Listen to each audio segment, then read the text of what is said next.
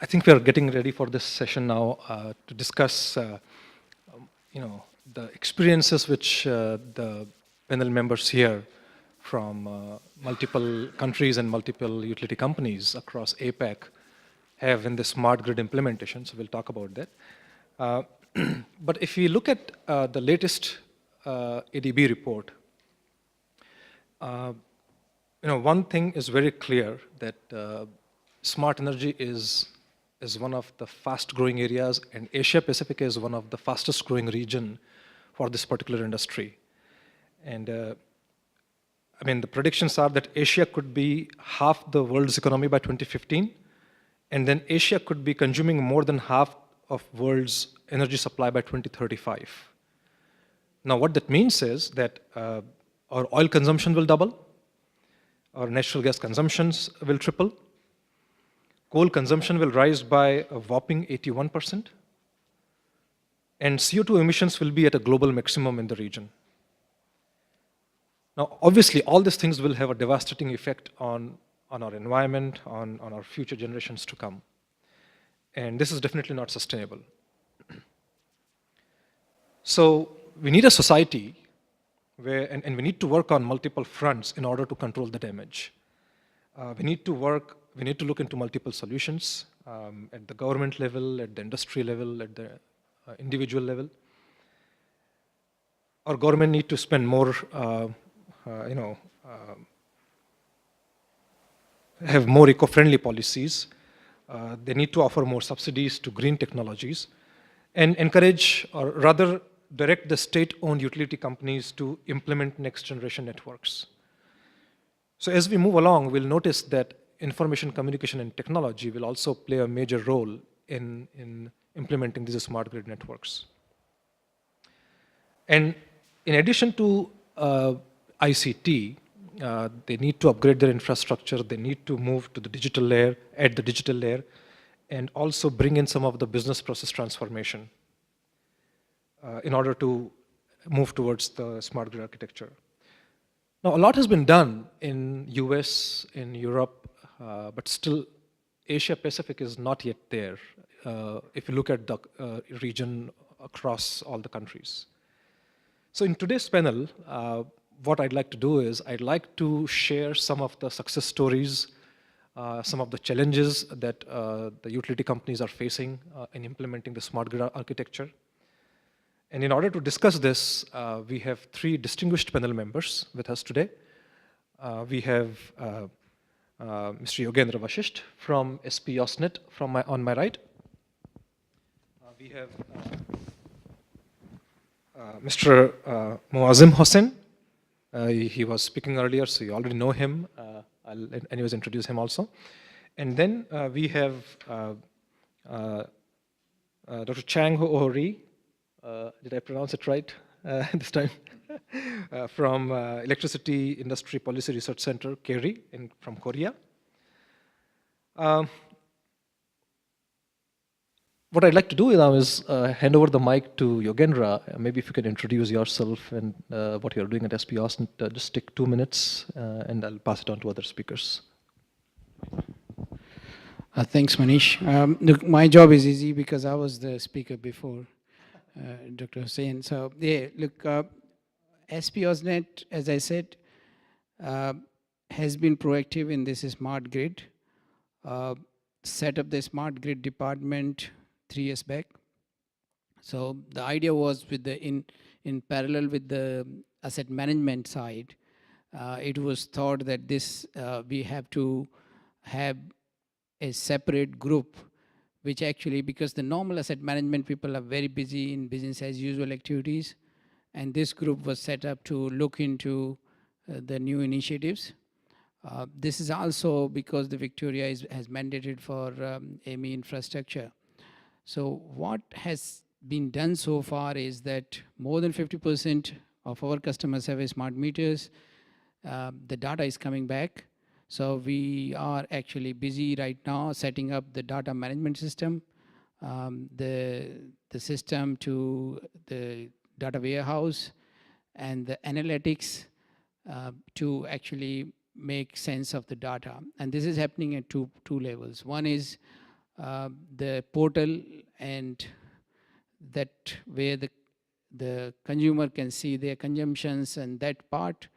But second is we are also developing analytics to analyze that network related data and see what more information of the network we can get, like for example, the who is connected, which transformers, and the phase balancing, and neutral disconnection, and all those things, like where the customers outside this, the standard voltage requirement.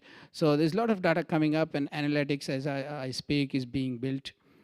So that's one area where SPOsNet has been working, is continue to work to leverage AMI data to the customers, and also to leverage it for network benefits and support the network planning. The second, as I spoke this afternoon, the distributed energy resources, as the solar is growing, is growing at a much faster rate. Almost 10-12% of our customers, they have the solar on their roof. So we have to integrate that. We have to do the LLV modeling. We have to, see that what issues are there. The issues are normally, unlike the Middle East where they have got the peak in 1 to 3, we have got peak into 4 to say 7. And what happens is, solar gives you 4 to say 6. But then after 6, unless you turn all these panels from, from north to west, you still have peak without solar. So there are some issues, like unless you can track the solar panels like that. Other demand management initiatives, which I was already I was spoken about that. So they are the demand management, contracting, engaging the C&I customers, embedded generation, trialing the energy storage. All this is happening. So what I'm talking is not what we are going to do. What I'm talking is what we are right now doing, or we have done it. But I think I still see that in terms of the maturity, although we did a smart grid maturity benchmarking at some point in time. So I can't tell you exactly where we are there. I don't remember. But in terms of the creation of knowledge and experience, the journey has begun, and we are somewhere on the path of learning, which in a way, regulatory incentives, sometimes, regulator might lag in incentivizing us in time, but ultimately everything will catch up, and it will benefit the customers and benefit the utility. That's my view. Very interesting. The journey has begun, and you're already seeing some challenges on the data analytics side, and then integration of your distributed energy management part. I think it's very important to understand some of these challenges that companies like yourself are facing, who are doing some real life implementations, right? And then how do we take this knowledge and educate the industry in general in the region, so that they can learn from it, and they can sort of maybe make some innovations, and as an industry we resolve some of these issues and implement it in the next generation phases, right? Mr. Hossain, again, you were speaking before, so I think the audience already knows you and your background. I'll directly jump to the question. You have also done a lot of implementations of smart meters at your organization, and also I saw a focus on renewable and integration of energy storage with the renewable part. Can you share with us some of the experiences, some of the challenges that you have faced while implementing the smart meter projects, and then integrating storage with the renewables? Thank you very much. Challenges everywhere. When I came to, Abu Dhabi to Singapore to Marina Bay hotels, and to find out this conference where it is. Challenges everywhere. Now take the challenge, how you are taking the challenge. You are taking that as normal challenge, or the challenge you are taking cannot be implemented or cannot be achieved. That's the question. We have lot of initiatives and lot of challenges, but we are never thinking these are the challenges part. We are operating the utilities company. We want to implement, it will be implemented. And say example I'm giving you, simple example. Like 40 years before, or you can say 50 years before, mobile phone, like it was challenging things to get it, number one. Either you cannot afford it, the price, how much it was, expensive, or you do not know how to utilize it, or you never thought it can be so useful for me or you. Now, if you think about that, not a single man, they got 2 or 3 mobiles together. Just the change came after 40 years. Similar example, challenges another one I'm talking about, the refrigerators. When this refrigerator came to this subcontinent, the people were thinking, the refrigerator is the luxurious item, why you should buy this one? No need. Someone was asking, unnecessary, wasting money by buying the refrigerators. Nowadays, people are thinking, I cannot run without refrigerator at my home. I need this fridge or refrigerator at my home to save my food and then better utilization of my food storage. So our challenges was only the things, the rumor from all corners, why we are wasting too much money for this purpose. We know it. We have huge generation. You know, UAE is a country with only 8 million population is there. Only 8 millions. If you think about that, how much we are consuming power? Around 24,000 megawatt we are utilizing the power. Think about that. So what challenge remain with us? And why you should think the challenge as a challenge? If you think about that, I saw that statistics like USA, average consumption 13,600 kilowatt hour per year. It is the average consumption per person. UAE 41,000 kilowatt hour. So it is more than 3 times, around 4 times higher than that. Compared to Singapore, it is 6 times higher than that, the average consumption. So we are not taking anything challenge. Solar in on pipeline, it is already implemented. Wind also implemented. We have mobile generation, you can say more than 100 megawatt we have the mobile generation. We are mobilizing the generator if you require some areas. We are taking challenge, we are serving the customers. And generation, at the same time, we are going to find a substitute generation, means alternative, instead of this thermal, this type of generation, with depending on fuel and gas, I mean oil and gas, we are slowly trying to switch over to renewable energy. So when will come, or I will come another 5 years, in the same stage, maybe I will say you, now this conventional energy generation, depending on oil and gas, it is only I have 40% or 60% we turn over to the renewable energy. It will come in picture. So really, I'm telling you, challenge is not a challenge, challenge is a rumor. It is supposed to be committed to, I will do this. And he can do it. Immigration rules, when you are crossing in the airport, we are not happy. Sometimes they're telling you a big queue, somebody tell a lot of things are checking. But it is challenges, they have to do it. And we're supposed to agree on that. No, I have to do that. I have in a big queue, 1 hour, no problem. It's challenging for you. You have to cross the immigration, but you have to do it. So really, all this pioneer here, we are working, somebody operating, somebody owner. So I think, take your priority first, which one you want to implement. All the discussion in the session, really appreciate Mr. Yogendra is telling very nice way. Mr. Peng was telling very nice thing and very fruitful discussion was there. If you take at least 1 or 2 points and set your companies and explain your authorities, they will listen it, customer will be benefited and utilities will be benefited. I think that's enough. I have actually 29 years over experience in generation, transmission and distribution networks. If anyone having any question related to any of the fields, please you can ask me. I'll hand over this microphone to our chairman. He will transfer to others, distinguished guests, and later on I will answer if you have any more questions. Thank you very much. Mr. Hossain, thank you for that very live introduction. I love the energy.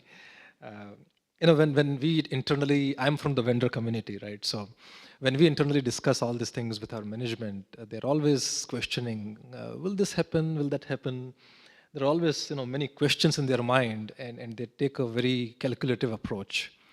But when I sit with people like yourself and hear so many things which you talk so passionately, it's really very encouraging, because when you hear such projects and when you hear such success stories, that's when you realize that smart energy or smart grid is going to happen. I think it's only a matter of time that we'll see the success like what telecom saw. And I very often consider telecom as the next, utility industry, power industry as the next telecom. So like many, in case of telecom, Asia Pacific crossed multiple, hurdles in single step, and they did not went through the same pain process that US or EMEA went through. I think maybe utility also here, power industry also, we have the same thing in front of us. So with that, I'd like to move on to our next speaker, Dr. Rhee from KERI, Korea. And I guess you have also spoken before, so people again already know you. But you come from, a lot of economics background, and you have a lot of data, I guess, that you do crunching day and night, right? If you can share with us about some of the Korean technologies and the schemes that you are working on, and how big is this market in your perspective as far as the smart grid thing is concerned? Thank you, Chairman. Actually, we heard about smart grid from 2004, 5. Before that, I already started kind of a demand response program. That's the kind of transfer from existing demand side management to the technology-based demand response. That's the first beginning of smart grid in Korea. And from 2008, I guess, that time we already composed some professional team that we make a kind of roadmap to smart grid in the future.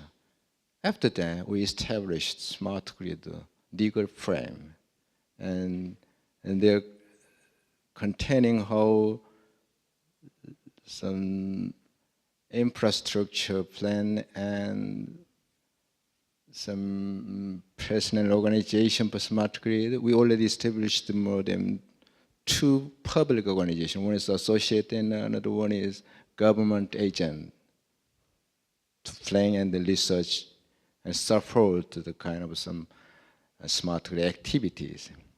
Anyway, I think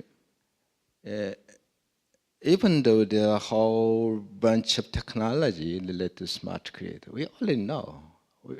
But they're not organized and no some alignment. It's impossible to make a good the performance. As person know, I stayed in Lawrence, Berkeley in America for 2 years, from 2006 to 2007. That time, they already developed open ADR. Open ADR means open automatical demand response technology. And they already published version 2. Actually, this kind of some communication technology, the protocols and the modems and gateways, is always the existing technologies.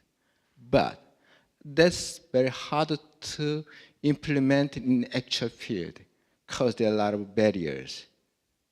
And some legal barriers and business barriers and some kind of some legacy program is prevented to introduce and expand new technology. So I want to suggest that there's a kind of some new concept to smart grid. If we adopt and introduce certain component and certain item is related to smart grid, like some electric storage system, electric vehicles, or some demand response is not enough to expand in the future. So we should formation of new concept like virtual power plant contrast to the supply power plant. Then we can make some very exact valuation of the virtual power plant. That has a lot of benefit compared to supply resource. Environmental benefit, transmission distribution benefit, and power quality benefit, and new service from the operator and utility to the customers. This really compose a whole bunch of technology and some power source, including renewables, demand response, energy storage systems, and some telecommunication networking. And they more adding up some other extra service to the my customers. So in Korea, we now wanted to prepare some new virtual power plant in some critical size, not a small one, that we compete with the supply power plant from these days. That I think there's very lucrative and competitiveness compared to supply side. It's very difficult time to build big generators, the bulk transmissions, and they're hard to protest. And actually, that will give us more valuable and more some high quality business opportunity and jobs in the energy sector, I guess.